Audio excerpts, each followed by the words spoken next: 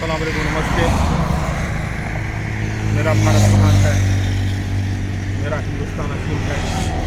मेरे दोस्तों, उर्दू ज़बान में हिंदुस्तान कहा जाता है, हिंदी ज़बान में भारत कहा जाता है, अंग्रेज़ी ज़बान में इंडिया। मेरे दोस्तों, भारत में साउथ इंडिया में, दक्षिण भारत में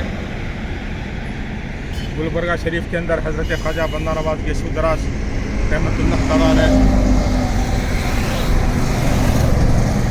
इमामुल औलिया है मेरे दोस्तों। और आप उर्दू ज़बान के सफ़र में बहुत बड़े अदीब हैं, बहुत बड़े मुसन्निफ़ हैं। Merajul आसिक़ीन first volume of Urdu हज़रत ख्वाजा बंदा नवाज़ गैसूर दराज लिखते हैं मेरे दोस्तों। 700 साल के करीब से, तकरीबन 700 साल से उनकी दरगाह शरीफ गुलबर्गा शरीफ में मौजूद है मेरे दोस्तों। और आप मज़ार शरीफ के अंदर ज़िंदा हैं, कि हर ईमान वाले का दावा है। अल्लाह वाले इंडियन सूफीज़ जब तक वो ज़िंदा रहते हैं ज़मीन पर, पब्लिक की खिदमत करते हैं, कंट्री की खिदमत करते हैं, सबका साथ देते हैं, हिंदू का साथ देते हैं, मुसलमान का साथ देते हैं। इंडियन सूफीज़ का, औलिया इस्लाम का ये सेवा है मेरे दोस्तों। हर इंडियन सूफी देशभक्त होता है। सारे भारत में हिस्ट्री उठाकर देख लीजिए, या तहकीक करने वालों की तहकीकात का भी पता लीजिए आप, जिसको डाउट है। इंडियन सेंट सूफीज़ सेकुलर ख्यालात के साथ भारत का साथ देते हैं, सबका साथ देते हैं। बीमार क्यों ना हो, गरीब क्यों ना हो, अमीर क्यों ना हो, शादी की बात क्यों ना हो, बीमारी की बात क्यों ना हो, मौत की बात क्यों ना हो, ज़िंदगी की बात क्यों ना हो, हर मामले में साथ देते हैं। तो देखिए गुलबर्गा शरीफ में हज़रत ख्वाजा बंदा नवाज़ गैसूर दराज रहमतुल्लाह तआला अलैह, जिनके मुर्शद दिल्ली के अंदर जिनकी मशहूर दरगाह है हज़रत नासिरुद्दीन चिराग महमूद दहलवी है।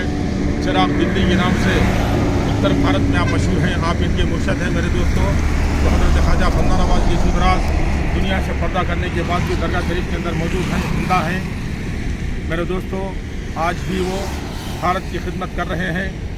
वो खाने की बात क्यों ना हो, पिलाने की बात क्यों ना हो, कल्चर की बात क्यों ना हो, ज़बान की बात क्यों ना हो, कॉलेज की बात क्यों ना हो, स्कूल की बात क्यों ना हो, इंजीनियरिंग कॉलेज की बात क्यों ना हो, अलग अलग डिपार्टमेंट एजुकेशन की बात क्यों ना हो, यहाँ तक कि मुकम्मल तौर पर हज़रत ख्वाजा बंदा नवाज़ गैसूर दराज यूनिवर्सिटी के नाम से भी बहुत सारे खिदमात हैं उनके मेरे दोस्तों। ये हमारे लिए बड़े फ़ख्र की बात है। जहाँ कहीं ऐसी दरगाह है, ऐसी बड़ी बड़ी दरगाहें हैं मेरे दोस्तों। बड़ी दरगाहों के साये में, उजाले में भारत के साथ, भारत को लेकर के आगे बढ़ना ज़रूरी है। मुसलमानों को साथ लेके आगे बढ़ना ज़रूरी है। हिंदू कौम को साथ लेके आगे बढ़ना ज़रूरी है मेरे दोस्तों। तो देखिए, हाल ही में हमने देखा हज़रत सैयद खुसरो गैसूर दराज साहब का जब इंतकाल हुआ, दुनिया से रुखसत होते हैं, तो मैं कर्नाटक स्टेट गवर्नमेंट का शुक्रिया अदा करता हूँ। सरकारी सलामती के साथ अधिकार लांछनालतो खनन कार्यक्रमालू, सरकारी सलामती के साथ कफन दफन का मामला होता है मेरे दोस्तों। बड़े शान की बात है, बड़ी इज्जत की बात है।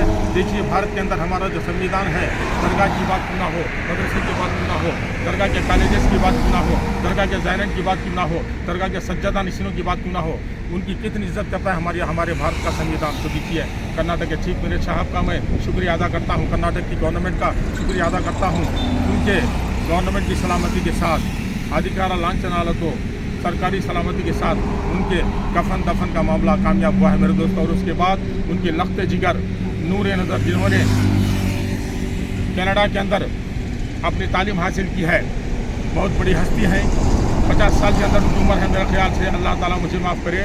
उनके लख्त जिगर को 3 दिन की ज़ियारत के बाद गुलबर्गा शरीफ में नया सज्जादा बना करके पेश किया गया है। दरगाह के सामने, कौम के सामने, सारे भारत के सामने, राष्ट्रपति के सामने, प्रधानमंत्री के सामने, चीफ मिनिस्टर के सामने, गवर्नर के सामने, सारी कौम के सामने हज़रत ख्वाजा सैयद गैसूर दराज रहमतुल्लाह तआला अलैह, उनके लख्त जिगर को गुलबर्गा शरीफ का नया सज्जादा बनाया गया है।